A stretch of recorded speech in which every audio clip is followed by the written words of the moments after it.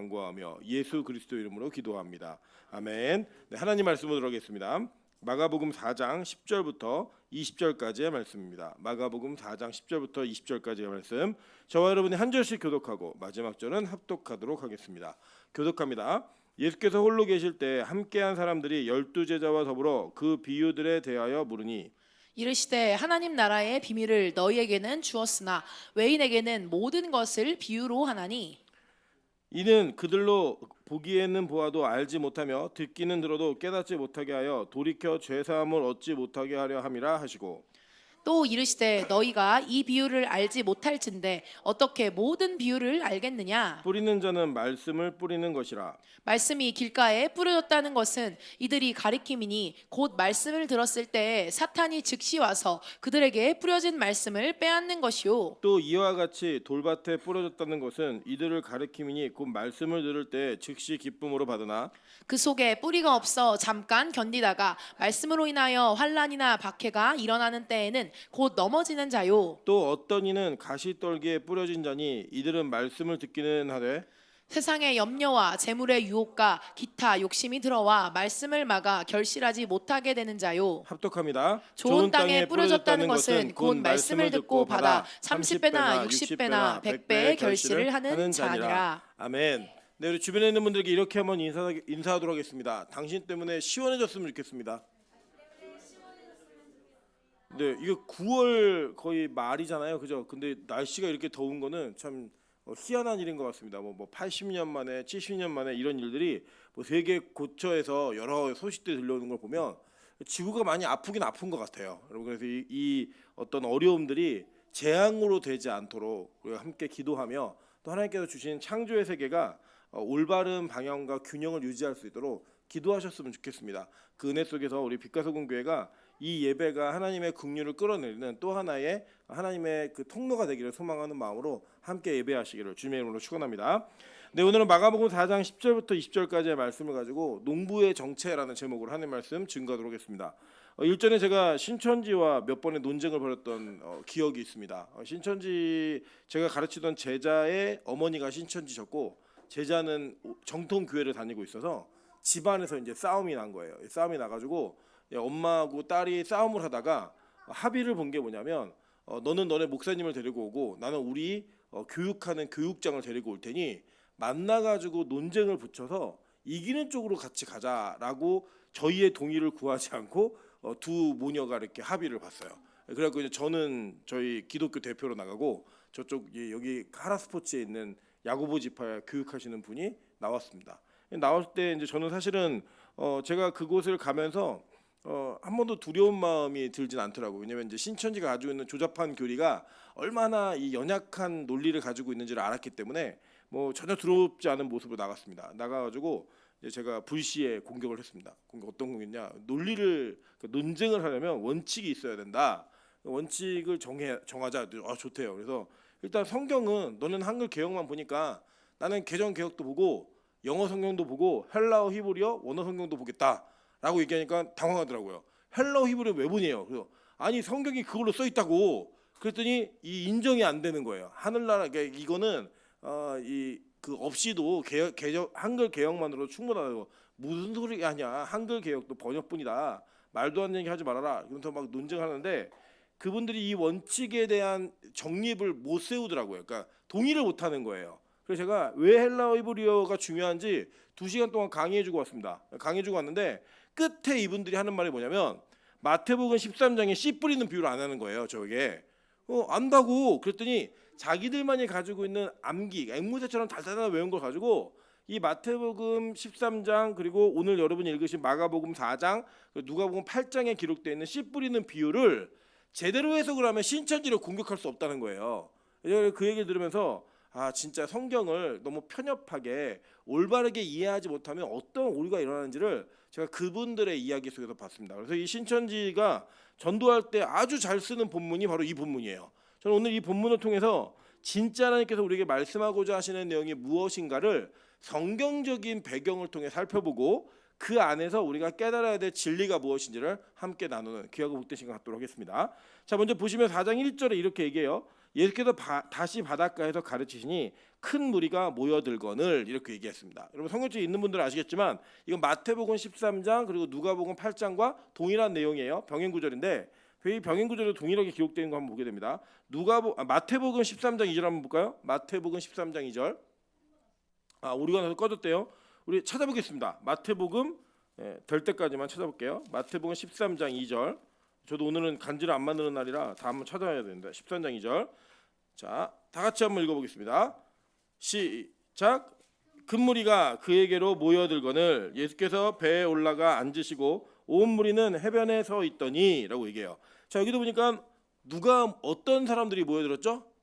큰 무리가 모여들었다고 얘기해요. 자, 우리 2절 1절 보시면 우리 4장일 때 오늘 본문에도 예수께서 다시 바닷가에서 가르치시니 어떤 사람 얼마나 무리가 모여들었어요?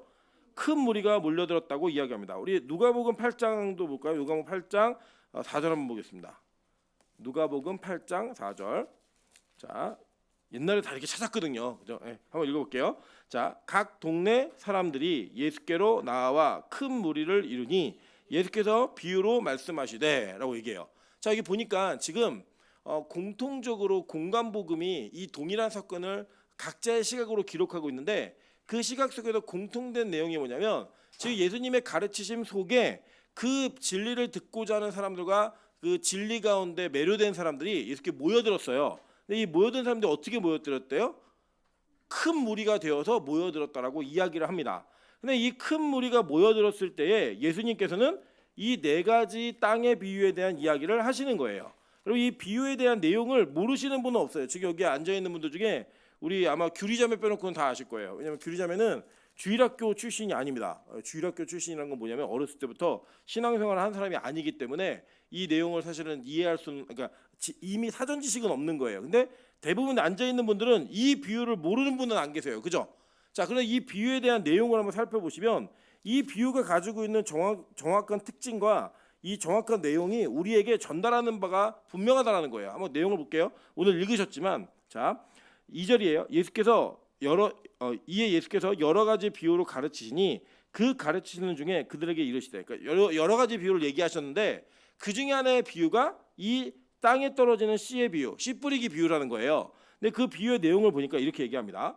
들으라, 씨 뿌리는 자가 뿌리러 나가서 뿌릴 때 덜어는 길가에 떨어짐에 새들이 와서 먹어버렸고 덜어는 흙이 얕은 돌밭에 떨어짐에 흙이 깊지 아니하므로 곧 싹이 나오나 해가 돋은 후에 타서 뿌리가 없으므로 말랐고 자, 덜어는 가시떨기에 떨어짐에 가시가 자라 기운을 막음으로 결실하지 못하였고 덜어는 좋은 땅에 떨어짐에 자라 무성하여 결실하였으니 30배나 60배나 100배가 되었느니라 하시고 또 이르시되 들을 귀 있는 자는 들으라 하시니라 라고 얘기했어요. 그죠? 자, 이 비유의 내용을 정확히 보시면 이거예요. 예수님이 많은 무리가 몰려든 걸 보시고 이 비유를 가르치시면서 여러 가지 비유를 가르치는 중에 그 많은 무리 속에서 이 비유를 얘기하신 거예요. 자, 그러면 지금 이 비유를 듣는 사람들 중에는 이 예수님이 말씀하신 비유 속에 네 가지 유형 중에 어느 하나는 다 속한다는 거죠. 자, 이해되세요? 무슨 말인지? 자, 많은 무리가 모였어요. 많은 무리가 모였는데 그 많은 무리 가운데에서 네 가지 유형 거기에 누구는 다 걸린다는 거예요. 누구든 어디든 간에. 근데 이 네 가지 유형 중에 여러분 대부분 우리는 어떤 밭이 되고 싶어 하시죠? 네, 좋은 밭, 옥토밭이 되고 싶어 하신다는 거예요. 근데 이게 저도 옛날에 이거 목사님들이 가르치고 이제 설교 들을 때는 그 이 내용이 뭐였냐면 결론이 뭐였냐면 여러분 옥토밭이 돼야 됩니다. 여러분의 마음밭도 옥토밭으로 만드십시오. 이거였다고요. 자, 그런데 지금 이 설교의 예수님의 설교의 내용을 보시면 그렇게 가르치는 것은 본문의 내용과 맞진 않아요. 왜 안 맞냐면 자, 우리가 예수님이 우리한테 너희들이 농부라고 얘기하신 게 아니에요. 그죠? 우리가 농부면 농부의 역할은 뭐예요? 씨를 뿌리기도 하지만 밭을 일구기도 하죠. 그러니까 땅을 이렇게 갈아엎는다 이런 표현하는데 이 땅을 갈아엎는 거는 밭이 스스로 할 수 있는 거예요? 아니면 농부가 해줘야 되는 일이에요? 농부가 해줘야 되는 일이라고요. 그러니까 지금 이 비유를 말씀하실 때부터 너희들은 너희들의 마음밭을 잘 준비해서 옥토를 만들어라 라고 하는 우리의 열심과 노력을 얘기하는 본문이 아니라는 거예요. 이 본문 자체는. 이 본문 자체가 얘기하는 건 뭐냐면 우리가 이미 어떤 밭으로 결정돼 있다라는 거예요. 그리고 이 밭을 갈아엎는 건 누가 하는 거예요? 농부가 하는 거지 밭 자체가 하는 게 아니라고요. 여러분 물론 땅은 갈아엎어진 땅은 이렇게 휴식기를 갖거나 안식년을 가지면 땅의 지력을 회복을 해요. 그러나 그 땅 자체가 스스로 있는 돌을 막 골라내고 스스로 막 경작할 만한 좋은 땅을 만들어내지 않는다고요. 그래 예수님은 이 비유를 하시면서 너희들은 옥토밭이 되어야 돼 마음밭을 갈아엎어 라는 얘기가 아니라 지금 이 많은 무리가 모여 있지만 이 많은 무리 가운데 진짜가 있고 가짜가 있고 생명력이 있는 자가 있고 생명력이 없는 자가 있다라고 정해서 말씀하시는 거예요. 여러분 이 비유의 내용의 결론이 뭐냐면 자 들을 끼는 자는 들을지어다라고 이렇게 말씀하셨거든요. 자 근데 이 내용을 한번 보시면 자 볼게요. 이게 뭐를 인용한 거냐면 예수님이 그 이사야에 있는 호세아에 있는 말씀과 이사야에 있는 말씀을 인용하시면서 이 말씀의 구약에 성취되어진 말씀이 어떻게 그들에게 일어나고 있는가를 이야기하시는 본문이라고요. 한번 볼까요? 자 이사야 7장 23절부터 25절 보겠습니다. 이사야 7장 23절 25절. 자, 죄송해요. 여기 아니에요. 죄송해요. 이사야 8장 14절 15절. 죄송합니다. 이사야 8장 14절 15절. 자, 시작. 그가 성소가 되시리라. 그러나 그러나 이스라엘의 이스라엘의 두 두 집에는 집에는 걸림돌과 걸려 넘어지는 반석이 되실 것이며 예루살렘 주민에게는 함정과 올무가 되시리니 많은 사람들이 그로 말미암아 걸려 넘어질 것이며 부러질 것이며 덫에 걸려 잡힐 것이라. 자, 이거 내용을 보시면 지금 돌짝밭이 있었어요. 그 첫 번째가 그죠? 자 보니까 씨 뿌린 자가 이르되 첫 번째가 길가에 뿌려진 거였죠. 길가에 뿌려지는 씨는 바로 새들이 와서 먹어버렸다라고 얘기를 했어요. 그래서 이 길가에 뿌려진 씨가 어떤 사람은 마음밭이 길가에 뿌려진 것 같아서 그 길가에 아무리 씨가 뿌려져도 결실을 맺지 못하고 새들에 의해서 먹히는 이런 그런 말씀을 그렇게 받는 사람이 있다는 거예요. 그 말씀의 내용을 어떻게 예수님이 풀어주셨냐면 자 보세요. 15절 보겠습니다. 15절. 자 15절 보시면 말씀이 길가에 뿌려졌다는 것은 이들을 가리킴이니 곧 말씀을 들었을 때 사탄이 즉시 와서 그들에게 뿌려진 말씀을 빼앗는 것이요 라고 얘기해요. 그러니까 우리가 말씀을 들었는데 들은 말씀이 우리 안에 일하기도 전에 사탄이 그 말씀을 확 뺏어간다는 거예요. 그래서 그 말씀 스스로가 우리에게 결실을 맺지 못하도록 만든다라고 얘기하는 겁니다. 그러니까 이 내용의 전반적인 내용을 종합해 보면 무슨 내용을 우리가 이해할 수 있냐면 이사야 6장 8절부터 13절 볼게요. 이사야 6장 8절부터 13절. 자, 읽겠습니다. 시작. 내가 또 주의 목소리를 들으니 주께서 이르시되 내가 누구를 보내며 누가 우리를 위하여 갈고 하시니 그때 내가 이르되 내가 여기 있나이다 나를 보내소서 하였더니 여호와께서 이르시되 가서 이 백성에게 이르기를 너희가 듣기는 들어도 깨닫지 못할 것이요 보기는 보아도 알지 못하리라 하여 이 백성의 마음을 둔하게 하며 그들의 귀가 막히고 그들의 눈이 감기게 하라 염려하건대 그들이 눈으로 보고 귀로 듣고 마음으로 깨닫고 다시 돌아와 고침을 받을까 하노라 하시기로 내가 이르되 주여 어느 어느 때까지니까 때까지니까 하였더니 하였더니 주께서 주께서 대답하시되 대답하시되 성읍들은 황폐하여 주민이 없으며 가옥들에게는 사람이 없고 이 토지는 황폐하게 되며 여호와께서 사람들을 멀리 옮기셔서 이 땅 가운데서 황폐한 것이 많을 때까지니라. 한 번 더 읽을게요. 그 중에 10분의 1이 아직 남아있을지라도 이것도 황폐하게 될 것이나 밤나무와 상수리나무가 배임을 당하여도 그 그루터기는 남아있는 것 같이 거룩한 씨가 이 땅의 그루터기니라 하시더라. 라고 얘기해요. 자 여기 보면은 이사야에게 하나님의 말씀을 주시면서 너 가서 전하는데 그 전하는 내용을 어떤 특정한 사람들은 아예 못 듣게 한다는 거예요. 귀가 있는데 들리는데 깨닫지 못하게 한다는 거예요. 이런 비유가 가지고 있는 정확한 의미가 바로 이겁니다. 예수님은 성경에서 비유를 통해 우리를 가르치셨는데 그 가르치시는 비유가 가지고 있는 의미가 두 가지예요. 하나 뭐냐면 비유라는 것은 그것의 내용을 이해하는 사람들에게는 이것보다 더 좋은 예가 없어요. 기억하게. 반면에 전혀 모르는 사람들은 이것만큼 알아듣기 힘든 얘기가 없어요. 자 예를 들면 우리가 이럴 수 있죠. 제가 몇 번 예를 들었는데 우리가 누군가한테 이렇게 얘기하는 거예요. 너는 미나영 전사 같아. 이렇게 얘기를 하면 우리 교회 사람들은 다 알아들어요. 이게 무슨 내용이지. 근데 이게 어떤 상황에 왔냐. 그럼 예를 들어 어떤 사람이 나 다이어트 해야 되는데 막 먹어요. 그럼 우리가 뭐라 하냐면 너 미나영 전사 같아. 이렇게 얘기하면 이게 무슨 비유냐면 미나연 전사님은 지금 우리 교회 온 그날부터 4년째 다이어트를 하고 있어요. 효과는 못 보고 있지만 계속 해야지 하는데 못 하고 있는 거죠. 그러니까 우리가 이 얘기를 하면 미나연 전사 같아라고 얘기하는 순간 이 사람은 다이어트를 잘한다 못한다. 못하는 사람은 우리 다 알아요. 그런데 예를 들어서 길에 가는 사람한테 너 미나연 전사 같아라고 얘기하면 그 사람 그거 알아들어요 못 알아들어요? 못 알아들어요. 그러니까 이 비유라고 하는 것은 이중적 의미가 있는데 하나님께서 선택한 사람에게는 이 비유의 내용이 정확하게 들려지게 되는 거고요. 하나님 선택하지 않은 사람에게는 이 비유가 아예 안 들려지는 거예요. 그러니까 아예 그냥 저게 무슨 내용이야 예측도 할 수 없게 만든다는 거예요. 제가 너무 신기했던 게 뭐냐면 이제 어제 우리 규리자매가 어머니를 모시고 교회로 왔어요. 그러니까 어머니가 오셔야 와요. 평생 잘 안 오는데 오시고 왔는데 설교를 듣고 나서 갔는데 오늘 이제 하는 말이 뭐냐면 목사님 어제 강연을 잘 들었다는 거예요. 아직 설교라는 단어와 강연을 구분을 잘 못하니까 강연을 잘 들었대요. 그래서 어제 들은 강연 중에 기억에 남는 게 뭐야? 이렇게 물어봤더니 하긴 사람이 세운 윤리도덕이 중요한 게 아니라 만약에 신이 있다면 신이 세운 그 윤리도덕의 기준이 신이 세운 그 법의 기준이 우리의 선과 악의 기준이 된다라는 걸 제가 깨달았대요.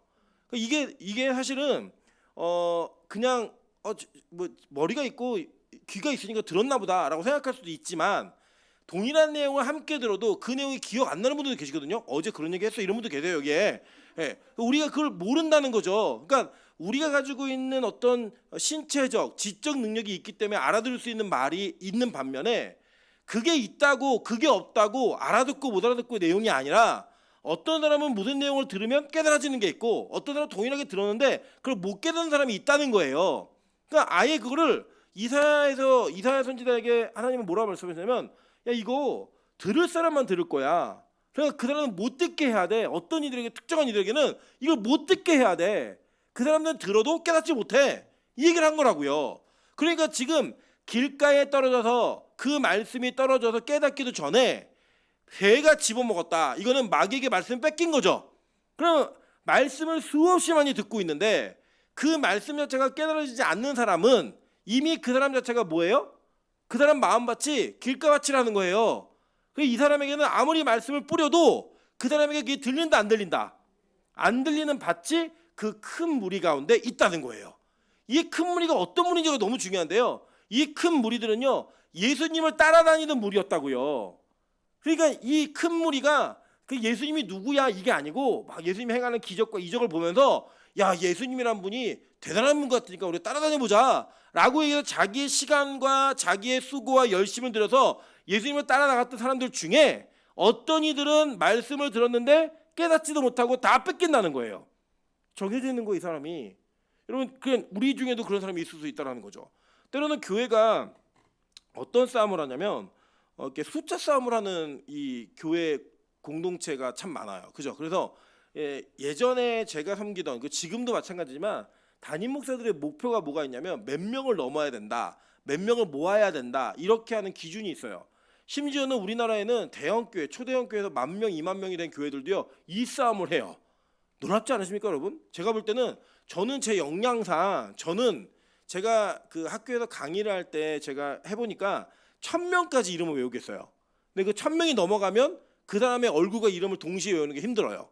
그 넘어가면 제가 모르는 사람들이 있더라고요. 제가 가르치는 애들 중에도 1,000명까지는 가능해요. 그러니까 제 그릇은 아무리 커봐야 1,000명이에요. 무슨 얘기냐면 저는 교회 담임 목사가 교회에 있는 교인의 얼굴과 이름을 모른다고 하는 것은 이게 진짜 교회로서의 의미는 없는 거라고 봐요. 저는 개인적으로. 그런데 그렇게 10,000명, 20,000명 물론 이제 그분들이 다 못 외운다는 얘기는 아니에요. 어떤 분은 10,000명을 외울 수도 있죠. 20,000명을 외울 수도 있고 저는 그분들의 능력을 의심하는 게 아니라 그러한 것이 늘어나면 늘어날수록 더 어려워지는 건 너무나 당연지사인데 그 싸움을 하는 게 너무 일반적이라는 거예요. 그 일반적인 싸움 속에서 몇 명의 사람이 모였는가를 우리는 그 사람의 능력으로 봅니다. 제가 오늘도 제가 친구의 누나가 사모님이에요. 되게 친하게 지내는 친구의 누나가 사모님인데 이 사모님하고 오랜만에 통화를 했어요. 어렸을 때부터 알았으니까 누나 무슨 잘 지내요? 매형은 뭐예요? 매형 이제 목사님인데 이 누나도 개척을 한 교회를 섬기고 계세요. 그런데 이제 저도 이제 그렇게 큰 교회 뭐 다니면 아니니까 서로 이제 자기 속 얘기를 하기 시작한 거예요. 했는데 누나가 뭐라고 얘기하냐면 자기 너무 속상한 게 있대요. 진짜 열심히 사역을 하고 열심히 뛰는데 아이들 외에는 숫자의 변화가 거의 없대요. 교인들 숫자 변화가 없으니까 어른들 세대의 목사님들이 남편이 무능하고 게으른 목회자라고 치부한다는 거예요. 이유는 뭐냐면 많이 못 모으니까 그렇게 치부가 된다는 거예요. 근데 여러분 이제 그런 기준이 우리 안에도 있어요. 분명히 우리 안에도 예를 들어 여러분이 빛가수공교회가 막 100명, 200명, 300명, 400명 막 넘어가잖아요. 그 밖에 가서 우리 자랑한다 안 한다? 한다고요. 뭘 자랑하냐면 내가 얼마나 변화됐는지 이런 걸 자랑하는 게 아니고 우리 교회 몇 명 모인다 이 자랑을 해요. 우리는 어쩔 수 없어요. 인간이라. 우리가 그 싸움을 하고 있는데 예수님은 그 큰 무리 중에서 다 모였을 때 예수님 더 인기 얻으려면 뭐라고 얘기하면 되냐면 너희들 다 나 따라 나섰으니까 다 복 있을 거야. 니들 다 복 받을 거야. 잘 될 거야. 라고 얘기하면 예수님이 인기가 올라가겠어요? 내려가겠어요? 올라간다고요. 근데 예수님이 뜬금없이 이 네 가지 비유를 얘기하면서 야, 이 중에는 진짜가 아닌 사람들이 있어. 근데 그 중에 어떤 사람이 있는 줄 알아? 길가에 떨어진 씨앗처럼 말씀이 떨어져도 바로바로 마귀에게 뺏기는 사람이 있다니까? 이 얘기를 하시는 거예요. 자, 두 번째는 뭐냐? 두 번째는 어떤 얘기 하셨냐면 자, 5절입니다. 더러는 흙이 얕은 돌밭에 떨어짐에 흙이 깊지 아니하므로 곧 싹이 나오나 해가 돋은 후 타서 뿌리가 없으므로 말랐고 라고 얘기했어요. 자, 이 사람도 어떤 사람이었는지 한번 볼게요. 16절, 17절 보겠습니다. 자, 시작. 돌밭에 뿌려졌다는 것은 이들을 가리킴이니 곧 말씀을 들을 때에 즉시 기쁨으로 받으나 그 속에 뿌리가 없어 잠깐 견디다가 말씀으로 인하여 환난이나 박해가 일어나는 때에는 곧 넘어지는 자요. 자, 이 환난이나 박해가 있으면 넘어지는 사람도 있다고요. 그러니까 우리가 이 신앙도요, 우리 안에 분명히 있는 신앙이에요. 여러분 보면 한국 교회는 복에 대한 개념을 성도들이 무언가 하는 일이 잘 되고 이 세상에서 부러워할 만한 사건과 일이 많이 벌어지면 그걸 복이라고 가르쳤어요. 그래서 복 받은 자와 복 못 받은 자를 구분하는 게 별로 어렵지가 않아요. 예를 들면 우리 명수 집사가 2년 동안 교회를 떠났다가 다시 돌아왔는데 벤츠를 타고 온 거예요. 네.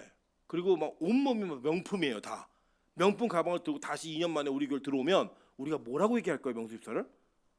야, 2년 동안 복 많이 받았네. 이렇게 얘기하는 게 아주 일반적이라고요.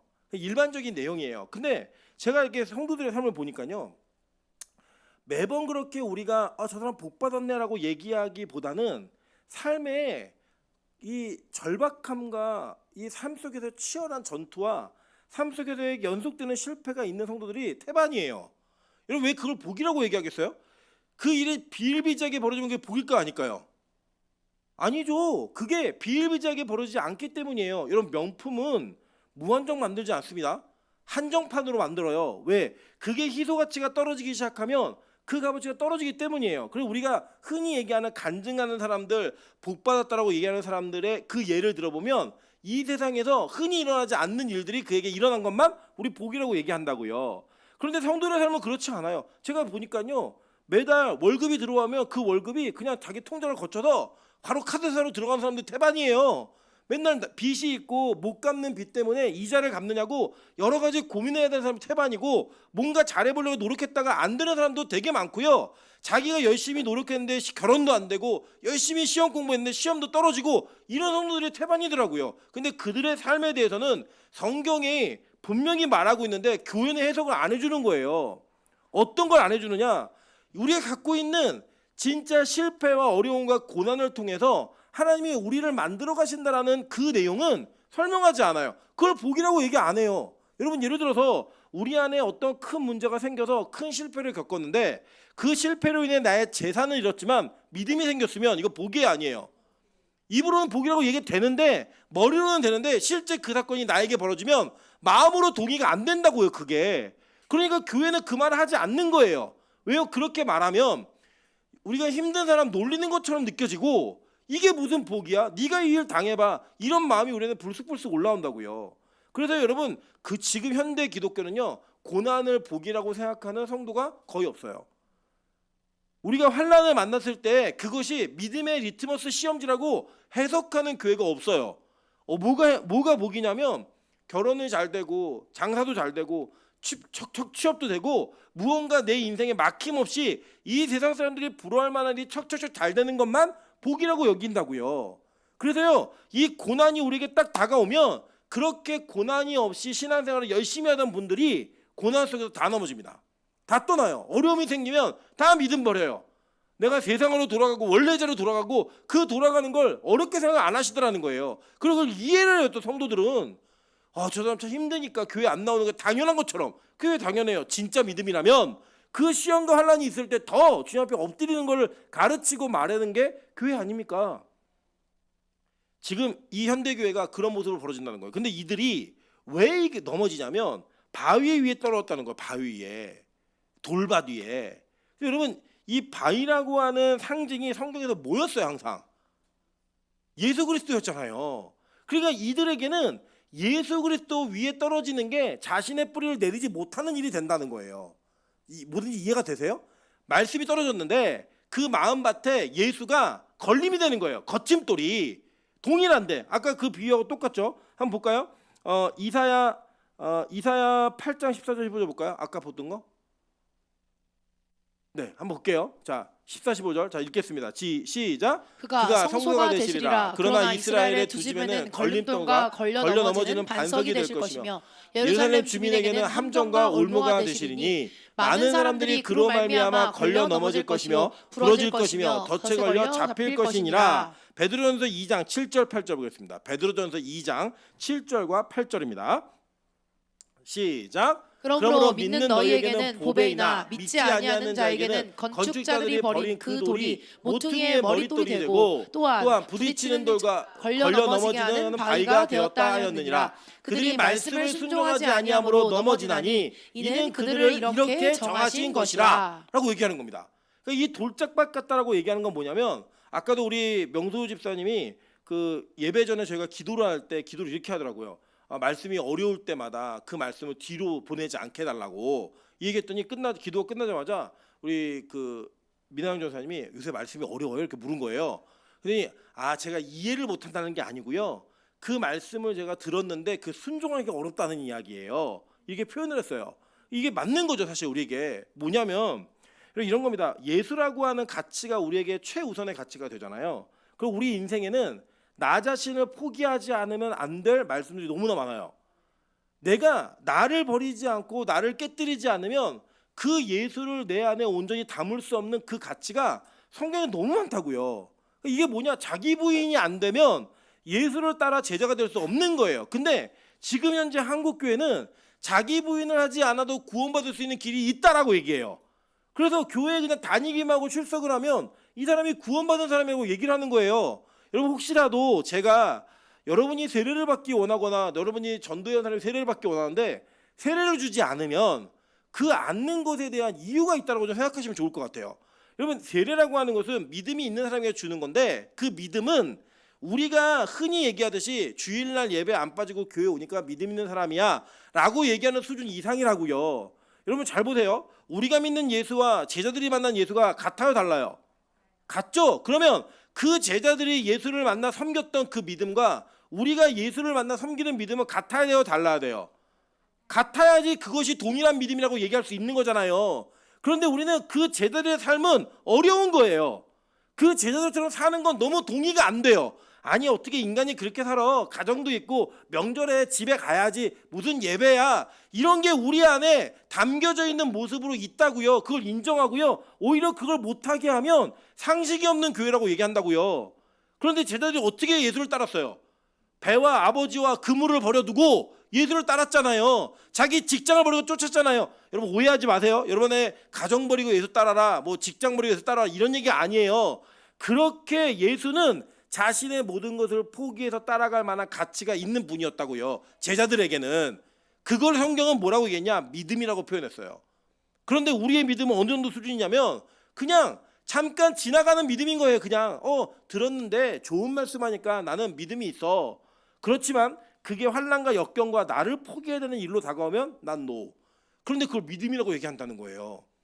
그래 이 큰 무리 중에는 환난이 오면 떠나갈 사람도 있었다 없었다? 있었다 얘기한 거예요. 여러분 12제자 중에도 베드로도요. 그에게 환난과 고통이 왔죠. 예수님 십자가에 달려 돌아가실 때에 야 너 예수하고 같이 있었지? 뭐라 그래요? 웃기지 마. 나 그런 일 없어. 나 맹세할게. 그죠? 그가 부인하고 맹세하고 저주하고 이 일을 행할 때 그에게는 죽음이라고 하는 그 고통과 환난이 자신이 예수를 따르는 믿음보다 더 컸던 거예요. 그러니까 그 실체를 누가 알려줘요? 닭이 꼬끼요 하면서 거봐 너 이거야, 네 주소가 이거라고 그가 알려줬을 때 그가 그 자리에서 눈물이 터지고 무릎 꿇고 회개가 터진 거예요. 여러분 우리는 그 실체가 우리 안에 예수라는 실체를 우리 안에 담으면 그 담는 실체가 나에게는 거침돌이 될 수 있다는 거예요. 그럼 그 사람이 뭐래요? 믿음 없는 거예요. 그에게는 말씀이 그 바위 밑으로 뚫고 내려가서 이 믿음의 반석 위에서 집을 지은 자가 아니라 바로 햇볕 쬐면 뿌리가 말라갖고 없어지는 거예요. 왜요? 그 예수까지 뿌리가 못 내린 거예요. 여러분 대부분의 신앙인들이 그렇게 살고 있다는 겁니다. 세 번째 볼까요? 세 번째 뭐냐면 7절이에요. 7절. 더러는 가시떨기에 떨어짐에 가시가 자라 기운을 막음으로 결실하지 못하였고 라고 얘기를 해요. 자 그리고 났더니 이 가시밭에 부러진 자들은 어떤 사람들이냐 한번 볼게요. 18절 19절 보겠습니다. 4장 18, 19절 다 같이 읽어볼게요. 시작.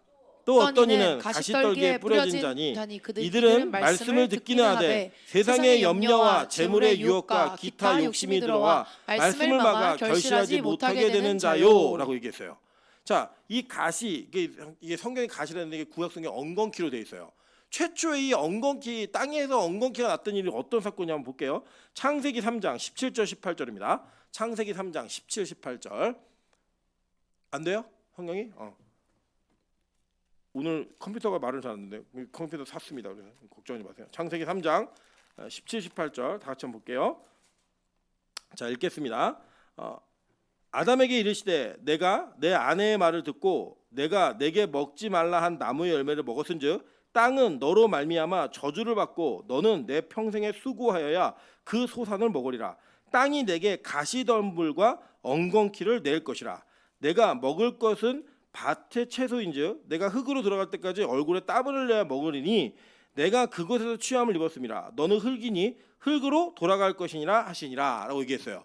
자, 이 내용을 보시면 이런 거예요. 지금 최초의 인간은 눈에 보기에 보암직도 하고 먹음직도 하고 지혜롭게 할 만큼 탐스럽기도 한 선악과 열매를 따먹으로 말미암아 그들의 인생에 저주가 주어졌는데 여자에게는 해산의 고통이 주어졌고 남자에게는 뭐가 주어졌어요? 수고하여서 땀을 흘려야 먹을 수가 있는데 그렇게 살아가는 그들에게 땅은 뭘 내놓는데요? 땅이 너로 말미암아 저주를 받았기 때문에 가시덤불과 엉겅퀴를 낸다는 거예요. 이해되시죠? 그러니까 우리가 욕심이 있고 세상에 관련된 욕심이 있는 자들, 즉 하나님처럼 되고 싶은 자들은 그 욕심으로 말미암아 말씀이 그 욕심 앞에 열매 맺지 못하게 만드는, 그러니까 말씀이 욕심에 가리워져서 열매 맺지 못하게 만드는 일이 벌어진다라는 거예요. 여러분 지금 이게 실제는 한국 교회의 모습이기도 하지만 누구의 모습이기도 해요? 우리의 실제 모습이에요. 이게 우리가 이 세상에 욕심을 가지고 구하는 게 너무나 많잖아요. 여러분의 기도 제목과 신앙의 목표와 목적이 과연 어디에 있는지를 살펴보시면 이 땅의 안녕을 추구하는 그 종교적 행위에 벗어나지 못하는 이런 일들이 우리 안에 비일비재하게 있다는 거예요. 오늘 예수님은 예수님을 따라온 큰 무리들 가운데 이런 무리들이 있다고 고발하시는 거예요. 그리고 그 고발 속에는 누가 대상이에요? 우리가 그 대상자가 되어서 지금 이 현실 앞에 서 있는 거예요. 여러분 그러니까 지금 세상의 염려, 재물의 유혹, 기타 욕심이 들어와 말씀을 막아서 이것이 결실하지 못하게 만든다예요. 그러니까 결국에는 예수님의 말씀을 제대로 들으면 세상 욕심에 빠진다, 더 들어온다. 빠질 수밖에 없다는 거예요. 세상을 향한 욕심이 내 안에서 흩어져야 돼요. 무너지고 꺾여야 돼요. 근데 그게 싫은 거예요. 결국에는 예수를 따라 나서는 믿음은 이 모든 것들이 갈아엎어지지 않으면 열매를 맺지 못한다라고 얘기하는 거라고요. 그런데 우리는 예수 믿으면서 열매가 뭐예요? 집 평수 늘어난 거, 자동차 평수 늘어난 거, 교인 숫자 많아진 거. 우리가 이 땅에서 추구하는 열매들이 예수 믿으면 얻어져야 된다고 생각하며 살고 있으니 지금 예수님이 우리 보고 뭐라고 하시는 거예요? 야, 4가지 밭이 있는데 그중에 넌 뭔 밭인 줄 알아? 첫째, 너네는 길가에 떨어진 거야. 둘째, 너는 예수 위에 떨어졌는데 뿌리를 못 내려갖고 예수까지 믿음이 전달이 안 돼서 환난과 시험에 그만 무너지는 거. 세상의 유혹과 욕심 이것 때문에 말씀이 열매 맺지 못하게 만드는 삶을 살아가는 거. 이게 지금 저와 여러분의 현실이라는 거예요. 이걸 예수님은 그냥 폭로해버리시는 거예요. 다 따라오고 있지? 근데 다 아니다? 다 진짜 아니야. 이 중에 따라오는 대다수는 그러니까 비율로 따지면 4분의 3은 다 믿음의 말씀으로 열매를 맺지 못하는 자들인 거예요. 여러분 근데 진짜 저는 이 말씀을 이렇게 듣고 대면하다 보면요 되게 무서워요. 뭐가 무섭냐면 분명히 성경은 믿음이 있는 사람들이 소수라고 얘기해요. 믿음 있는 자를 보겠느냐라고 얘기하면서 믿음 있는 자가 소수라고 얘기했고 그 믿음 있는 자들의 숫자가 그렇게 많지 않다라고 계속 얘기합니다. 여러분 잘 보세요. 노아의 방주로 인해 노아가 구원받을 때 전 세상에 몇 명이 구원받았어요? 8명이 구원받았어요.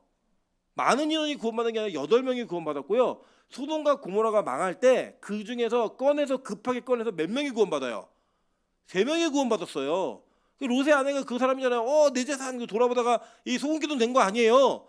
그렇게 구원받는 백성들의 숫자가 적고 예수님조차도 내가 다시 올 때 믿음 있는 자를 보겠느냐라는 질문을 던질 정도로 믿음 있는 자가 많다라고 하는 것에 대해서 부정적으로 말씀하신 뉘앙스가 성경 도처에 깔려 있어요. 놀라운 사실은 한국 교회는 구원받은 사람 태반이에요. 다 구원받은 숫자가 많다고 얘기하고 자기 스스로 역시도 나는 당연히 구원받은 자라고 여기는 거예요. 근데 여기서 오늘 고발하는 거예요. 야, 니들이 예수님을 어떻게 따라 나섰는지 알아? 너희들이 가진 열심, 율법주의, 기복주의, 성공주의 이런 세상의 번영신학을 가지고 따라오고 있는 모든 자들은 이 천국 말씀 못 알아듣는 사람이야. 열매를 맺지 못하는 자들이야 라고 예수님 말씀하시는 거예요. 그러니까 이 비유로 따지면 지금 여기서 예배드리고 있는 저와 여러분 가운데 4분의 3은 가짜라는 거예요. 무섭지 않으십니까? 내가 과연 4분의 3일까라는 내가 4분의 1일까 4분의 3일까 여러분 그 생각 해보시면 25% 정도만이 진짜로 예수 믿는 사람이라고 한다면 지금 이 땅에 많은 교회들에겐 긴박감과 정말 공포감과 하나님을 향한 절박함이 더 많아야 되지 않겠습니까? 근데 지금 우리는 그런 절박감이 없는 거예요. 어떤 복을 받을까? 내가 교회를 통해 무슨 유익을 거둘 수 있을까? 이거에만 관심이 있다는 거예요. 예수님이 이거를 오늘 이 따라오는 자들에게 그대로 얘기해 주는 거예요. 그래서 결국에 말씀을 듣는 사람, 좋은 땅에 뿌려졌다는 것은 곧 말씀을 듣고 받아 30배, 60배, 100배나 결실하는 자 이렇게 얘기하는 거예요. 그리고 우리는 맨날 100배, 60배, 30배 이거를 막 찬양으로도 얘기 많이 하잖아요. 그리고 나는 당연히 100배일까, 30배일까, 60배가 이것만 해도 괜찮아 라고 얘기하는 그런 믿음으로 자기 자신을 위로하고 있지만 성경은 그 위로를 철저하게 부숴버리는 거예요. 아니야. 너는 30배, 60배, 100배의 대상이 아니라 넌 길가에 돌짝밭에 그리고 가시밭에 떨어진 그 마음 바친 사람이야 라고 얘기해버리는 거예요. 여러분 이제 이 상황 속에서 이 이야기를 들었던 그 이야기를 듣고 있는 이 이스라엘 백성들과 저와 여러분은 과연 어떤 태도를 취하는 게 맞는 걸까요? 하나님 내가 열심히 날 갈아엎을 테니까 좀 내가 옥토밭이 될 테니까 말씀으로 열매 맺게 해주세요. 이게 맞을까요? 여러분 성경이 이 힌트를 제시해요. 자, 마태복음 13장 24절부터 30절 한번 볼게요. 자, 이게 뭐냐면 24절부터 30절이 비유가 이어져 있는 거예요. 그 마태복음 13장 1절부터 13장에 1절부터 23절까지는 지금 우리가 읽은 얘기예요. 동일하게. 자, 그 뒤에 붙어 있는 비유를 보겠습니다. 다 같이 한번 읽어 보실게요. 자, 시작. 예수께서 그들 앞에 또 비유를 베풀어 가라사대 천국은 좋은 씨를 제밭에 뿌린 사람과 같으니 사람들이 잘 때 그 원수가 와서 곡식 가운데 가라지를 덧뿌리고 갔더니 싹이 나고 결실할 때가 가라지도 보이거늘 집주인의 종들이 와서 말하되 주여 밭에 좋은 씨를 심지 아니하였나이까 그러면 가라지가 어디서 생겼나이까 주인이 가로되 원수가 이렇게 하였구나. 종들이 말하되 그러면 우리가 가서 이것을 뽑기를 원하시나이까. 주인이 가로되 가만두어라. 가라지를 뽑다가 곡식까지 뽑을까 염려하노라. 둘 다 추수 때까지 함께 자라게 두어라. 추수 때에 내가 추수꾼들에게 말하기를 가라지는 먼저 거두어 불사르게 단으로 묶고 곡식은 모아 내 곡간에 넣으라 하리라. 자, 두 번째 이 비유가 연결돼 있어요. 같이 가르치신 거예요. 첫 번째 뭐냐면 야 너희들 여기서 지금 75%는 가짜야. 그럼 뭐예요? 너는 가라지야. 이거예요. 그런데 25%면 진짜인데 이 진짜를 보존하기 위해서 가라지를 뽑을까요? 물었더니 뽑지 말라는 거예요. 이유가 뭐냐면 얘는 가라지처럼 보이지만 알곡일 수 있어.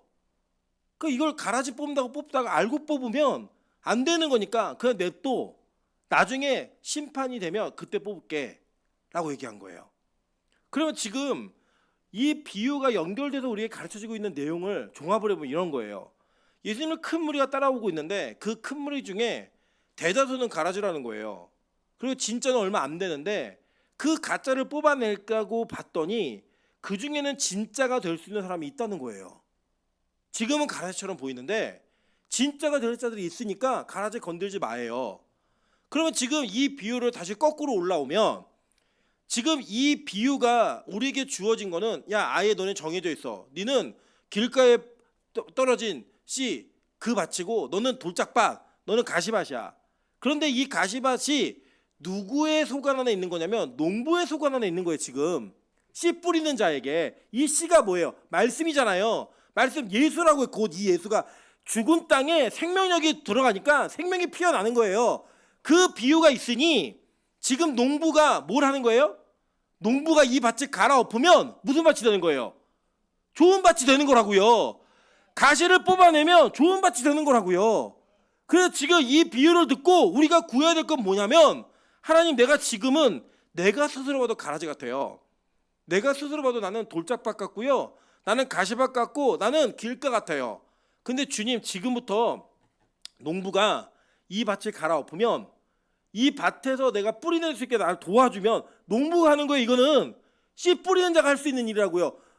우리가 열심히 뭘 한다고 되는 게 아니잖아요. 어떻게 밭 자체가 가시에서 옥토로 바뀌어요? 이건 누가 하는 일이다? 농부만 할 수 있는 일이에요. 농부만이 가능한 일이라고요. 그래서 그 농부가 저와 여러분의 마음을 바꾸시는 거예요. 우리에게 새 마음을 주시는 거라고요. 그래서 그 말씀의 주인공이 될 수 있는 그 특징들이 저와 여러분의 인생에 드러나야 된다고요. 여러분 보세요. 분명히 베드로는 이 비유에 의하면 돌짝밭이었다고요. 그죠? 그런데 그 베드로가 나중에 그 회개하고 돌아와서 예수님과의 사랑의 관계가 맺어지니까 그것도 예수님 찾아가셨어요. 갈릴리에 있는 베드로를 찾아가서 너 나 사랑해? 사랑해? 사랑해? 세 번 물어서 그의 저주된 인생을 고쳐내셨다고요. 돌짝밭 같은 그 마음을 예수의 마음으로 바꿔내셨다고요. 그럼 뭐가 되는 거예요? 제자가 되는 거예요. 진짜 제자가 되어서 자기의 생명을 드리는 자로 바뀌어지는 거라고요. 그게 바로 복음의 능력이고 이 예수님의 비유의 참된 의미인 겁니다. 볼까요? 자, 에스겔 36장 26절 보겠습니다. 에스겔 36장 26절. 안 돼요? 네. 자, 읽겠습니다. 시작. 또 새 영을 너희 속에 두고 새 마음을 너희에게 주되 너희 육신에서 굳은 마음을 제하고 부드러운 마음을 줄 것이며. 이게 뭐예요? 자, 하나님께서 첫 번째 율법을 주셨더니 그 첫 번째 돌파는 하나님이 깎아서 하나님의 말씀을 기록했어요. 그 명령 지킬 수 있다 없다? 없는 거 아셨다고요. 그래서 두 번째 돌파를 주실 때는 니들이 돌 깎아와 라고 해서 그 모세가 밤새도록 깎아요. 그 돌을 깎아서 가는 의미가 뭔지 아세요? 너희들의 최선을 다한 열심을 그렇게 보여도 여기에 기록된 말씀 못 지켜 이거예요. 이건 뭐냐면 하나님이 홍수 심판을 하신 이후에 무지개 언약을 주시면서 사람의 마음의 계획이 어려서부터 항상 악함을 아시고 이거라고요. 우리가 쓰레기 같은 인생이라는 걸 아세요. 길가이고 돌짝밭이고 가시밭이라는 걸 아신다고요. 그래 이제는 하나님이 너희들에게 맡기면 다 지옥 가게 생겼으니 내가 너에게 이제 새 마음을 부어줄게. 내가 새 마음을 줘서 너를 건지고 구원할게. 이거라고요. 그래서 여러분 우리 안에 성령이 임재가 일어나면 우리 안에 뭐가 오는 거예요? 새 마음이 생기는 거예요. 난 예배하기 싫은데 자꾸 예배를 가야 된다는 마음이 나를 붙잡아 일으키는 거예요. 나는 헌금하기 싫은데 헌금할 마음을 자꾸 주시는 거예요. 헌신하기 싫은데 헌신할 마음을 주시는 거라고요. 그래서 여러분 오늘 이 밤에 이 자리에 여러분이 스스로 결정해서 온 것 같지만 하나님의 긍휼의 은혜가 임하고 새 영이 부어져서 여러분이 이 자리에서 예배하고 있는 거라고요. 여러분 에스겔 36장 27절 보겠습니다. 그래서 이어서 또 내 신을 너희 속에 두어 너희로 내 율례를 행하게 하리니 너희가 내 규례를 지켜 행할지라. 뭐예요? 우리 힘으로 율례 지킬 수 있어요 없어요? 없으니까 성령을 부어줘서 그 율례를 지키게 한다는 거예요. 네 스스로 못하니까. 여러분 인간이 어떻게 아까 우리 그 규리제명에 얘기했죠. 인간이 어떻게 하나님의 법을 지키겠어요? 사람끼리 약속해놓고 지켰느냐 못 지켜놓고 싸우고 있지만 하나님 보실 때는 다 죄인 쓰레기라고요. 여러분이 이 땅에서 윤리도를 잘 지켰다 하더라도 주님 보실 땐 그냥 쓰레기예요. 기준도 맞지도 않고요. 바뀌고 변하잖아요. 그 바뀌고 변하는 기준을 우리가 어떻게 다 맞춰요? 못 맞춰요. 그리고 그건 뭐예요? 다 각자 속에 있는 어른대로 사는 거예요. 평생을. 그랬던 우리가 내 마음을 포기하고 주님의 마음을 붙잡고 하나님을 따라간다고요? 이거 불가능한 일이에요. 여러분 우리 옆 사람이 한번 인사하겠습니다. 내 얼굴 보라고. 내가 예배할 사람 같냐고. 여러분 우리 이 시간에요. 잘 놀고 잘 먹고 잘 자고 세상을 즐길 수 있는 사람들이에요. 그런데 여러분 우리가 기도를 하고 있다? 예배를 하고 있다? 기적이잖아요. 은혜잖아요. 우리 아까 명소 집사 그러더라고. 자기는 올빼미래요. 얘는 올빼미였대요. 결혼하고 1년 동안 그걸 받고 너무 고생했다는 거예요. 그래서 지금요 예배를 드려요. 원래 재작년까지만 해도 명소 집사 엄청 좋았어요. 예배 시간. 우리가 안 들키는 잠을 자는 거예요. 모르니까 우리는 눈을 떴는지 감았는지 모르니까. 근데요 이제 들어요 말씀을. 우리 박미영 집사가 진짜로 체력이 한계가 있었고 예배를 못 드리는 사람이 그냥 출근하고 퇴근하는 것 자체가 기적이었던 사람이에요. 네, 거의 좀비처럼 일어나서 막 출근하고 그거 외에는 어떤 것도 하지 못하는 오후 막 4시까지 잠자고 이런 사람이었다고요. 근데요 특세를 해요. 그게 자기 힘이겠냐고요. 우리 혜영 집사 10번이면 9번을 졸았어요. 예배 시간에. 요새는 10번이면 2번 졸아요. 이거 은혜라고요. 은혜. 그게 우리 안에 없는 일이었다니까. 없는 일. 여러분 좀 놀라운 일 아니에요? 5년 전에 우리 이 토요일 그 목요일 날 저녁 시간에 뭐 하고 계셨어요? 5년 전에 뭐 하셨어요?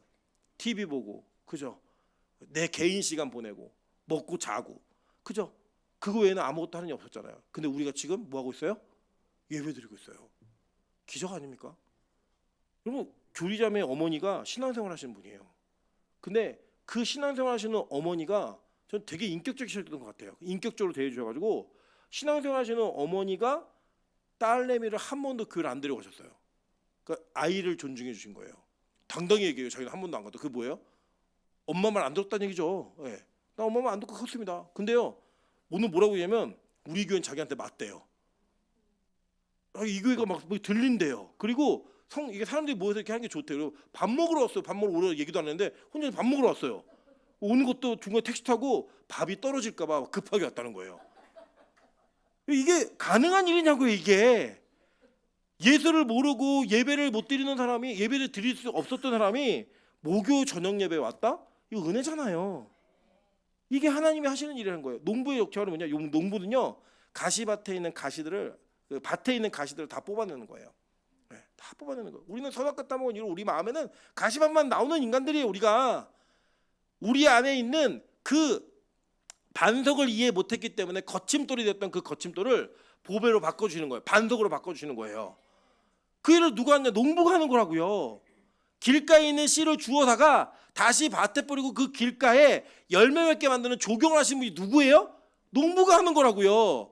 이 농부의 정체가 뭔지를 우리가 이해를 하면 지금 이 비유는 나는 뭐야를 중요하게 여기는 게 아니라 어떻게 나를 바꾸셔야 되는지를, 내가 어떤 고백을 해야 되는지를 우리가 가르치고 있는 거라고요. 저는 오늘 이 밤에 우리가 기도하며 하나님께 간구할 때, 하나님 나는 돌짝밭이에요. 나는 가시밭이에요. 나는 길가에 뿌려진 씨앗과 같은 그런 밭이에요 라고 얘기하는 고백이 여러분이 마지막이 되면 안 돼요. 그 다음에 반드시 기도해야 돼요. 주님 농부잖아요. 내가 지금은 가라지 같지만 나 반드시 열매 맺을 수 있도록 좀 도와주세요. 내가 지금 가라지같이 사람들이 봐서 나를 뽑아내야 된다고 생각하고 있는데, 하나님 분명히 가라지를 뽑다가 알곡 다칠까 봐 했다는 건 뭐예요? 헷갈릴 수 있다는 거죠. 지금은 아직 모른다는 거죠. 가능성이 있다는 거잖아요. 그게 우리였으면 좋겠다는 거예요. 그 증거가 뭐예요? 나는 예배드릴 수 없는 사람인데 지금 이 시간 예배하고 있는 거예요. 내가 예배드릴 사람이 아닌데 지금 이 시간 예배하고 있는 거라고요. 그래서 오늘 교리자매한테 이렇게 얘기했어요. 곧 예수 믿겠는데? 자기 아직 신의 존재를 믿지 않는데요. 근데 곧 예수 믿을 거예요. 왜요? 들리니까. 들리는 게 그게 복이라고요. 그 들림을 통하여 우리 밭이 갈아지는 거예요. 다 누구에 의해서? 농부에 의해서. 그 농부가 지금 오늘 여러분을, 오늘 저를 이 시간 이 예배 가운데 초청하셨어요. 갈아엎기 위해서. 더 깨지세요. 더 무너지세요. 더 부서지시면 우리가 좋은 밭이 되어서 뿌려지는 말씀이 30배, 60배, 100배 열매를 맺는 은혜를 우리가 보게 될 겁니다. 저는 오늘 이 밤에 그것을 위해 기도하는 귀한 시간 되시기를 주님의 이름으로 축원합니다. 같이 한번 찬양으로 기도하겠습니다. 우리 정결한 마음 주시옵소서. 오 주님, 정직한 영을 새롭게 하소서. 여러분, 우리가 이거 할 수 없다니까요. 우리가 스스로 할 수 없는 일이니까 주님이 우리를 도와주셔야 합니다 라고 하는 그 고백의 마음을 찬양으로 기도하며 나아가도록 하겠습니다.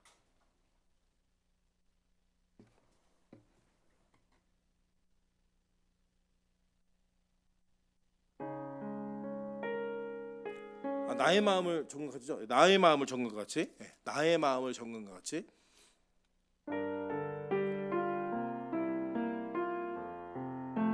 나의 마음을